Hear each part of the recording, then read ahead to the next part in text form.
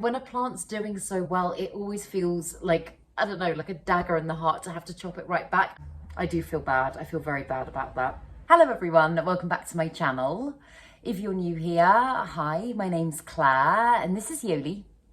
I make videos all about houseplant care, sharing tips and tricks I've learned over the years to help keep your plants happy and healthy. And today I thought I would take you through and show you some of the highs and lows of my plant care collection. I've got some super exciting things going on at the moment, and then I've also got some pretty bad things that I'm not particularly proud of. So I thought I would show you the best and the worst. So yes, I hope you enjoy it. Let's get into it.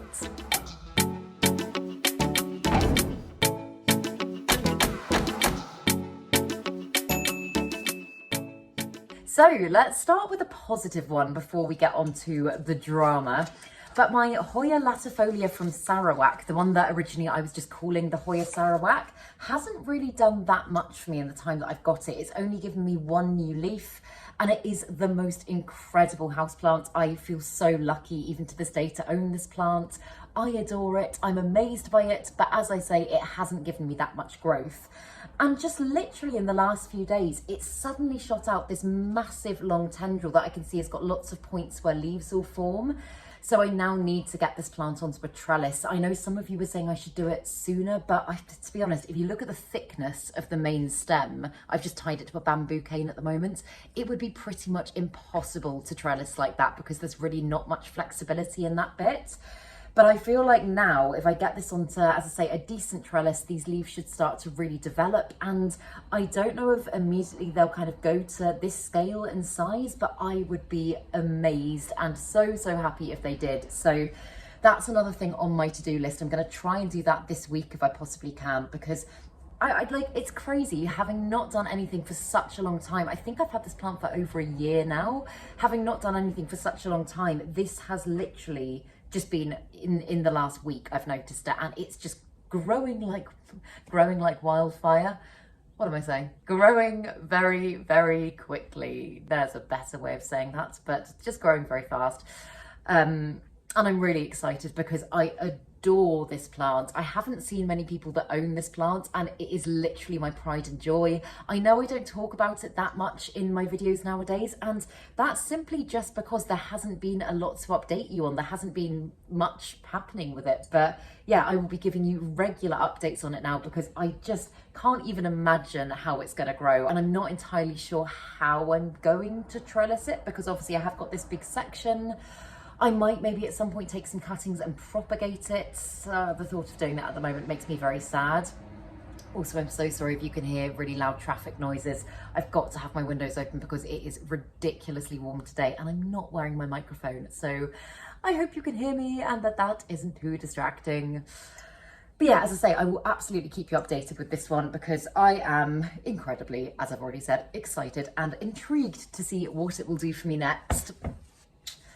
And then a not so positive one. This is potentially one of the worst ones, but let's start with a really bad one. My variegated spider plant is currently looking like that. As you can see, she's not looking good at all. She kind of looks like she's on her way out.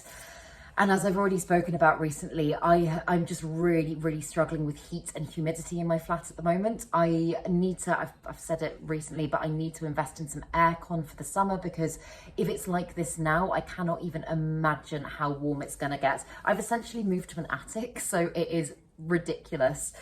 But this is one that's on my hanging rail system, and because obviously heat rises, that rail has just been drying out so quickly. Some of the plants on that I've been watering like 3 or 4 times a week, and previously I only needed to water them like every 2 weeks. So I think it's safe to say my plant care routine has suddenly, literally overnight, become a lot more intense and time consuming. And this is one that, although it doesn't mind drying out ever so slightly between waterings, I just let it get way too dry. I think it went about a week without a water, and as I say, up there at the moment it does need very frequent watering. And then when I came to water it, I think because its root system had got so bone dry, it might have, I haven't checked the roots yet, but it might have caused root rot. I really hope it hasn't, but yeah, at the moment I've just got a lot of very dead growth. I need to give it a really good prune back, probably a really good chop back, check the roots. I might actually, I'm thinking, I'm transferring lots of plants to pon at the moment, and I feel like maybe I will get this one into pon, just because I feel like coming into this time of year when it is so warm, it's going to be a lot lower maintenance for me. It will hopefully just help the plants to kind of regulate things in a more natural way. And issues like this will be far less likely to happen. I've never actually tried a spider plant in pon before. If any of you have, please let me know in the comments and let me know how you got on. But yeah, I think that's kind of my plan for the plants at the moment, and I really hope I can get it back, because up until a few weeks ago it was beautiful and full, it was giving me babies, and now it's just looking half dead. I mean, even leaves like this that kind of look okay, if you look at the base of them, it's just dying back. So yeah, there's going to be a big rehabilitation project that goes on with this plant, but I think I can probably get it back. I have brought plants back from worse than this before, and this is pretty bad. So yeah, again, I'll do some updates in a couple of weeks' time, and I'll let you know how she's doing.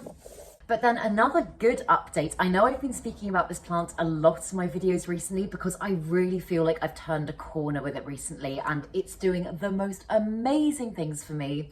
It is my Variegated Alocasia Frydek, and if you remember, I showed you this plant, I think probably about 2 weeks ago, and I put an Instagram post up, I think about a month ago, and it only had one leaf, and I again had transferred it to pon, and I'd heard that Alocasia do really, really well in pon. And just look at her now. She's got 1, 2, 3 leaves on kind of the main body of the plant. She also put out a little corm and is giving me a leaf there, and another one on the way, which kind of looks like, just from what I can see at the moment, it kind of looks like it might be a full moon leaf, which obviously won't last very long, but it is still really beautiful. So I'm just really, really thankful that finally this plant seems happy. I feel like I've struck a good balance with light, watering, fertilizing, all of that sort of stuff. And as I say, finally found something that works. She has also got a big bump on the petiole there, and I can tell that probably in the next few days she will be giving me another big leaf.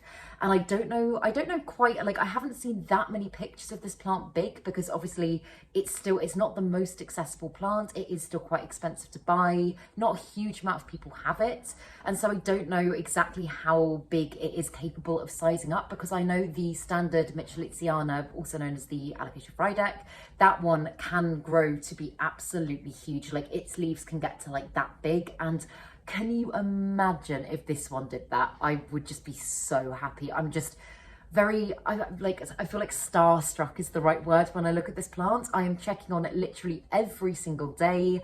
I feel like now it's just moving at the speed of light, and I am so genuinely so excited to see what it does for me next. So I'm sorry if I'm boring you with talking about this one a lot, but I will continue to do many, many updates on it, because it's making me very excited, and it's just the most incredible, wonderful plant. So yeah, this is her currently, and I'll show you her again in a couple of weeks, and we can see the progress she's made. And this one's not awful, but I've put her on the plants that I'm struggling with, things are going wrong list, just because since I've moved here to my new place, this is my Anthurium magnificum, I just feel like this plant has not been happy. Like, before I moved, she was giving me beautiful growth. I felt like that her leaves just looked really conditioned. Everything about this plant was just kind of ticking all the boxes for me.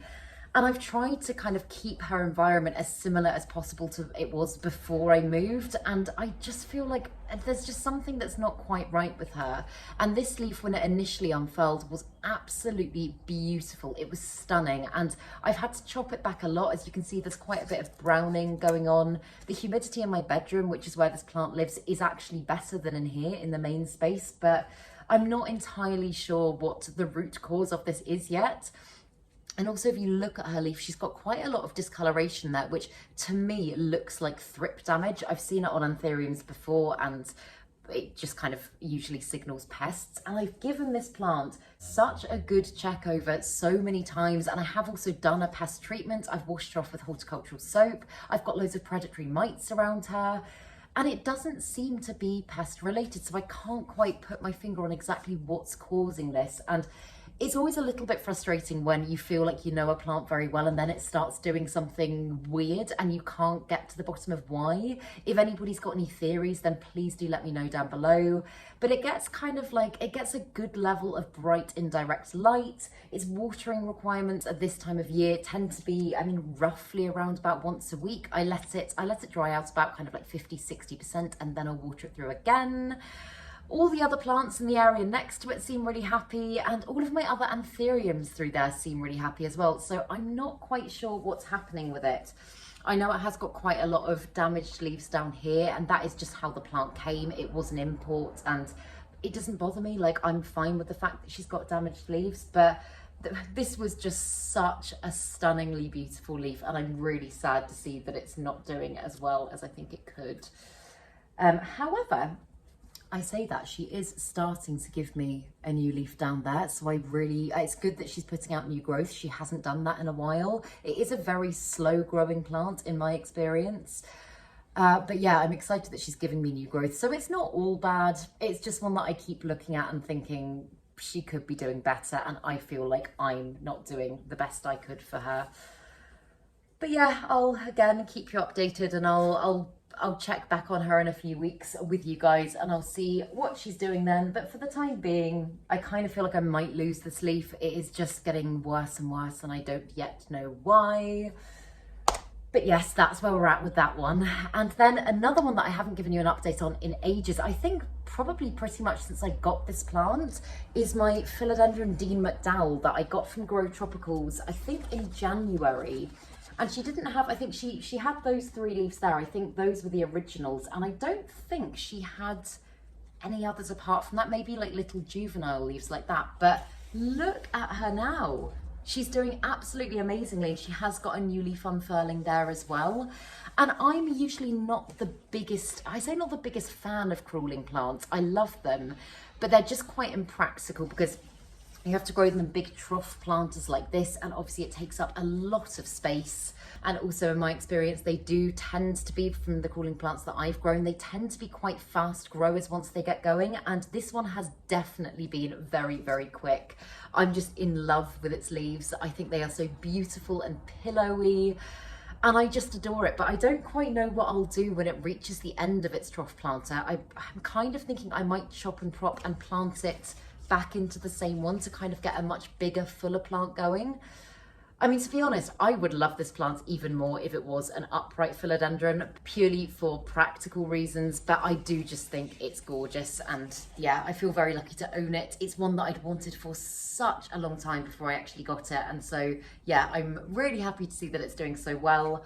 The only thing with it is I haven't been very good at rotating the trough planter, and it's currently like it's growing facing the lights like that. So all of its leaves, I mean, from this angle it looks perfect, but if I turn it round, as you can see, it has very much just grown towards the light. I probably should start rotating it a little bit, although I don't particularly mind that all of its growth kind of faces one way.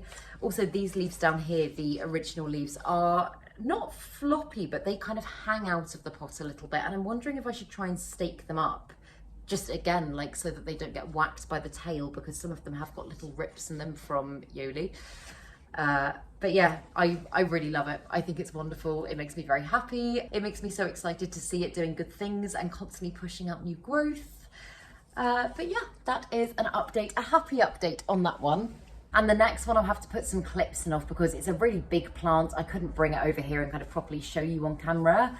But it is my Kentia palm, and it is not doing well at all. It was doing really well up until recently, and I went away for a couple of days. I came back. It was really, really warm when I was away, and I wasn't able to kind of leave my balcony doors open or anything like that. So I dread to think how hot it got in here. And literally all of its stems have just turned very yellow. Its leaves are very crispy, and palms can be really, really easy, but they can also be absolute drama queens. And touch wood, this one hasn't given me any drama in the time that I've owned it, but it's taken a turn literally so quickly, and it's almost at the point now where I feel like I'm gonna lose the plant. So again, I think my plan for that one is probably going to be, I'm going to give it a complete chop back, which I really would love to have to not do because obviously she's so big and she's so beautiful, but I'm going to give her a complete chop back I'm thinking about maybe pon for her. I've got a tiny little palm in pon over in my kitchen and it seems to be growing well in that. So I'm kind of thinking I might give it a go. I'll probably just cover her pot in cling film for a little while, get some humidity going. And I do really hope she bounces back. But again, it's another one that I think just dried out way too much. Is quite sensitive to heat anyway. And it's, I mean, like in my cabinet at the moment, it is 32 degrees and I'm filming this first thing in the morning. It is seriously hot up here. So yeah, I'm really gutted about that one, but I do have faith that I can get her back. So I think I'll probably make a full video on that because I know palms in general can be quite prone to doing this. And we will see how it goes. I'll do regular updates. I'll probably do kind of like a staggered video and start it and then maybe finish it in kind of 4 or 5 weeks and we can see whether or not it worked. Let me know in the comments if you'd like to see that. But yeah, please keep your fingers crossed for her because I love her. And again, she's another plant that I wanted for such a long time. Haven't had that long in the grand scheme of things. I only got her when I moved in here. So kind of 7 months ago, 6-7 months ago. But yeah, I do feel bad. I feel very bad about that. But these things happen and I've just got to do all I can now to try and revive her. But on a more positive note, I know I've been giving you quite a lot of updates on my Monstera dubia. So I've got a couple of updates because I'm going to give you an update on the main plant, which is over there as well. But the bit that I chopped off the top, the section that's all beautifully fenestrated and very mature, is doing really, really well. I can see it starting to give me a new leaf, which is going to be her first new leaf off the main plant since she's been chopped away from the main plant. And also the root system that she's developed in the back of the pole here, it is absolutely fantastic. And I'm sure she has started putting some roots down into the soil by now, but that is still the main thing that's keeping her going. So again, in the current heat, it's been quite a mission to keep her moss pole hydrated. I've got a bottle of water that I put on top with a little hole in the lid and I just let it drip down through, and it seems to have been working fairly well, but I do actually go away for about 5 days in a week and a half, and I'm just a little bit freaked out about what's going to happen to my plants when I'm away, because if it does get this warm, there's no way that my moss poles are going to stay hydrated for that period of time. I think I might need to do the piece of string method or something like that to keep them hydrated, but I'll think about that close to the time. But yeah, she's doing very, very well. I'm super proud of her. I'm just in love with this plant. I love both forms of the dubia. I love the shingling form, but I just love this as well. It feels like two completely different plants. And I'm just still very, very proud that I managed to grow her to that stage, and long may it continue. I hope she continues to do amazing things for me. But again, I'll put some clips in because you probably won't be able to see that well if I tilt the camera. But if you look just at the top there, since I've chopped her, she's given me 2 new leaves. And again, it's been very quick to happen. I really didn't know how long it would take this plant to start doing things for me again. And already she's grown off the plank. So I guess I'm going to have to do another chop and propagate or add another big moss pole extension like I did for this one, and maybe just try growing her over there because I do love the look of her over there between those doors. It's just not the most practical thing in the world. As she was getting bigger and bigger with the section that I just showed you, her leaves were getting trapped in the doors. It wasn't ideal light for her. But now that I've got a little bit to kind of experiment and play with, I might, at least for the summer months, try her over there and see how she does and see what's going to happen with that new section of growth, because the leaves that she's given me are quite mature leaves, although they're not fenestrated yet. They're quite big and they're not quite as shingly as the lower leaves if you kind of look at them compared to that. So yeah, I'm excited to see what she does for me. I'm super excited about this section. This one is pretty much right up against one of my windows at the moment, and it's getting a bit of direct sun, which previously that bit was. I've done a very slow acclimation on this plant because if you watch my recent video, you will have seen that I have had some burning of plants recently, really quite badly. I haven't included them in the bad section of this video just because I've already spoken about them recently, but it is something that I'm being a lot more cautious about now. But this one does seem to have adjusted really well, so yeah, I'll let you know how she's doing in another month or so. And then this is another one that I have been struggling with for a while now. It's my blue star fern, and there's a lot of growth on here that does look very healthy, But as you can see, she's just going very, very crispy down here. Like all of these bits, oh, I literally just pulled it out, are completely dead and probably not coming back. And I think this is probably a combination of the heat, meaning that the soil's been drying out a lot quicker, and the fact that, as I say, I am struggling with humidity at the moment. I have got humidifiers running left, right and centre, but some days it drops down to below 40% humidity in here, which is not ideal for plants, and especially not ideal for ferns because they really do enjoy very high levels of humidity. I guess I could put her into one of my cabinets, although obviously she's quite a big plant. I feel like she would take up quite a lot of space, and I don't know what I would move out of my cabinet to do that. So yeah, there's not a huge amount to say about her apart from the fact that it is just a plant I'm currently struggling with. I think she's such a beautiful plant. I love the bluiness of her and I love the ruffly fronds, but she's just not entirely happy. And again, a part of me thinks, like, could I try her in pon? But I've never grown a fern in pon before. Again, if any of you have, do let me know. She is an epiphytic plant, so I feel like technically she would be happier kind of growing off something else. Maybe like put her in a more mossy substrate maybe, or a more kind of chunky, barky one, because I think actually maybe that's part of the reason. Her substrate that she's in at the moment is quite dense and compact, and it's probably not doing great things for her. So I need to reevaluate that. But yeah, pon is just kind of constantly on my mind at the moment because it's done such great things for plants such as my variegated Friedeck. So it's a thought. But yeah, that's how she's currently looking. She's not doing great, but again, I do have faith that she's gonna bounce back to health. I just need to put in the work a little bit. And I'm gonna show you another bad one now so that I can end on a high. But this little thing in the pot is very sadly my Philodendron Yopii, and this one for a while was doing so well. Its leaves were really kind of properly sizing up. They got to about that big. I love the Yopii. It's very similar in some ways to the Philodendron code 69686, which I've got here. I can show you. In terms of the length of its leaves, it isn't quite as loby, but they're quite similar, and I just thought it was wonderful. I was really excited that the plant was doing so well for me. And then it got thrips, and then I changed out its soil and it got thrips again a couple of months later, and the damage on its leaves was so bad that I thought the best thing to do was just to completely chop it back and essentially start from scratch. So I've repotted it again. It's been in isolation for quite a while. It is now back in my cabinet just because it was growing really well in there before. And it is starting to give me a new leaf, but I don't know, when a plant's doing so well, it always feels like, I don't know, like a dagger in the heart to have to chop it right back. And I did feel so bad. I know I should probably get it onto a moss pole as well. I'm sure that would help it to kind of develop a little bit faster and help the growth to mature, but it's just something I haven't done yet. But it's just currently looking very sad and I feel pretty gutted about it. So yeah, I really hope that it starts popping out some lovely growth soon and I can get it back to where it was at before, minus the thrips. But yeah, that's it currently. But finally, a really, really exciting one is my Philodendron Jose Bueno that I got at not the last plant swap, but the one before, which I think was about 8 months ago now.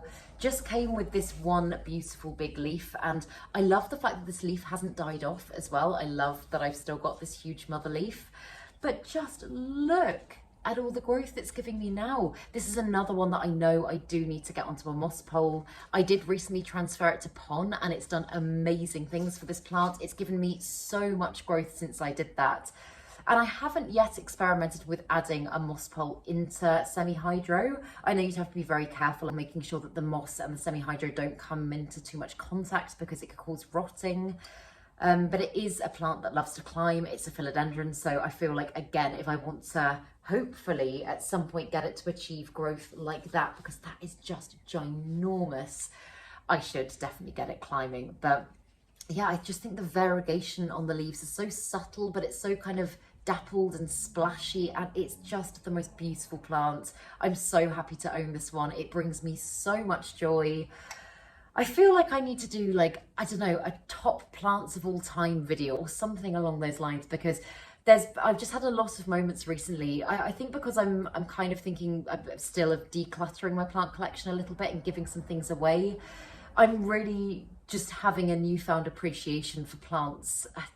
How do I say it so it makes sense? I feel like I'm appreciating the plants that I really love and would definitely not part with a lot more, if that makes sense. And this is definitely one of them. I feel, I was going to say honoured. I feel very honoured to own this plant. I love the way it's growing for me and I'm just so excited about it. So yeah, those are, oh, I've also got a lot of dead leaves down here. I did some pruning. This is my Philodendron Brazil, which is also not doing great at the moment. But yes, it's highs and lows, but those I would say are probably the top highs and lows at the moment. Do let me know some of the plants that you guys are either struggling with or plants that are doing amazing things for you down in the comments below. I always love to hear your updates and know what's going on with your collections. But yes, I hope that you enjoyed this video, and if you did, please make sure to give it a thumbs up, subscribe to my channel, have a lovely day, and I will see you in the next video.